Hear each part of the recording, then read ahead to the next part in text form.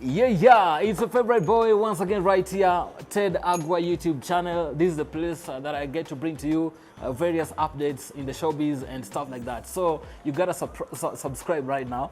Click the red button, subscribe ili kuwe among the first people kupata everything right here. Having said that, tunaingia straight kwenye business. And among the stories ambazo nimeona pale nikasema, you know, I gotta jump on this one. Ni hii hapa. If you thought that the president was wrong when he said that top YouTubers like Butita and Jugush earn more than his monthly salary, basi inabidi ufikirie hiyo. Kwa nini nasema hivyo? If you head to Instagram right now, just search Butita kama haumfollow Eddie Butita, you'll notice kwamba ameweza kustamp hiyo statement ya president kwa kutuonesha mazee the kind of life anayoishi. Umecheki pale private jet, anafly on private jet, anakwenda kwenye meetings, business meetings kulingana na yeye mwenyewe. Amepost pale anaenda kwenye meetings, alikuwa Diani on a private jet. This is something ambayo sijaona hata Kenyan top musicians, celebrities wakidu. Sijaona mtu akitumia private jet kama navyomuona Butita. Kwa hivyo Butita is literally living his best life. Big shout out to Butita kwa kitu anafanya, anatuonyesha kwamba inawezekana mazee. Inawezekana. That's said and done. On to another one. Grammy Awards iko na some good news to Kenyan music fans, to East African music fans. Because of what?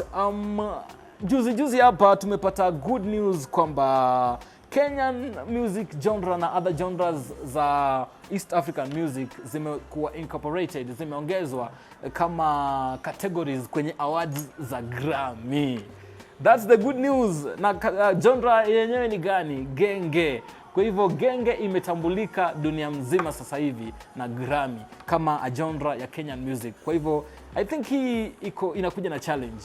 What it comes with ni kwamba our artists have to prove now that this is now our genre, we have to carry it ili kuipeleka to the next level. People like Major, Nonini are among the pioneers ambao wale make sure kwamba genge inafika hapa. Kwa hivyo mali imefika, the new generation of artists are supposed to now take the mantle, waipeleke to the next level ili kufanya hata isikue tu kama tumewekwa tunaonekana kama genge imetambuliwa na Grammy, lakini we need to win awards. Tunaweza shinda awards. Competition yes ni kubwa sana because hivi we have to compete with Afrobeats ambayo ni a big genre right now in Africa, Bongo Flava, East Africa and other genres. So good news ni kwamba tumeingia, this is the first step na tunatarajia makubwa na everybody. Nimeona artists hao wote wamefurahia na kila mtu amefurahia tu in the industry, including me right here, your boy Ted Agua. yeah. Na wanasema mazee vituko hazikosekani. Vituko haziwezi kuisha kwenye showbiz. Sikia hii hapa. This guy, this man amejitokeza na kusema kwamba you know what mazee, yeye ako ready kumwoa Mammito.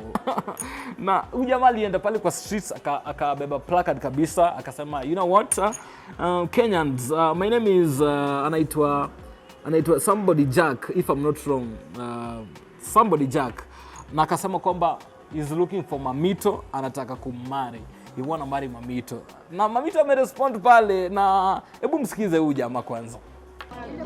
Eunice, utakuja lia siku moja. Watu wamekosa bwana hapa nje, wewe uko na kiburi. Unatafuta wale watu wengine na huyu ndio bwana. Jokis 254. Jokis 254. Yeah. Huyu ni kienyeji mwenye atakuchunga. From Nyandarua County. Wachana nao maslay queen wa light skin wanakaa KRG. Huyu atakuchunga, atakupenda, atakulisha, atakuvisha,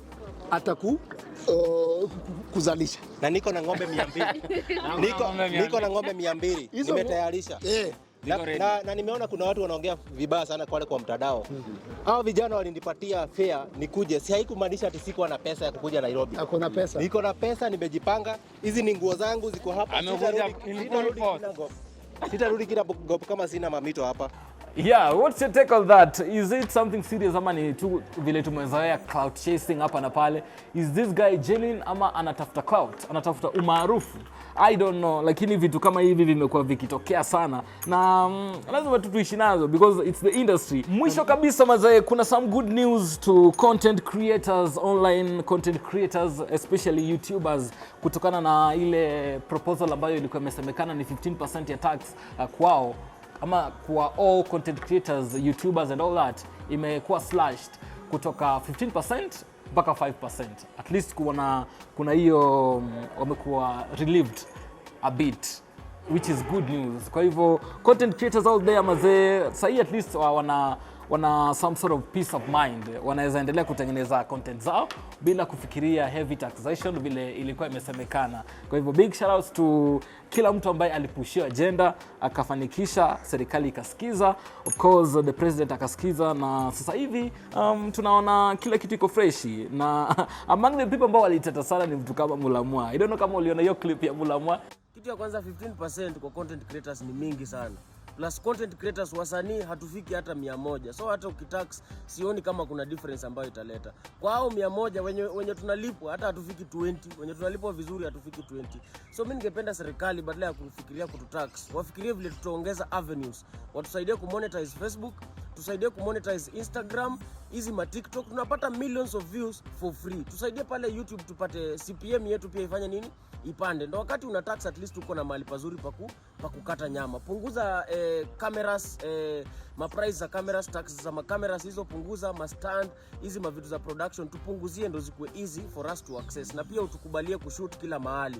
Mtu akitaka kushoot tao nini ana shoot, lakini isipokuwa zile places ambazo hazitakikani kama airbase na hizo vitu kama hiyo tutakubaliana hatuwezi shoot, but places zingine zikuwe open. Hata nyinyi mko na hapo kwa status, mko na YouTube channel, mtu ambie hata nyinyi mnaingizanga ngapi, kwa sababu ni ngumu sana kupata do yoyote. So ukisema una tax creators na ni special, ilikuwa bit funny, lakini ni kati ya watu ambao of course waliteta sana. Eric Omondi na the rest, the list is long. Wakina Njugush, hata Njugush ali raise some questions and everything. So I think right now kila kitu iko fresh mazee, and that's it for now.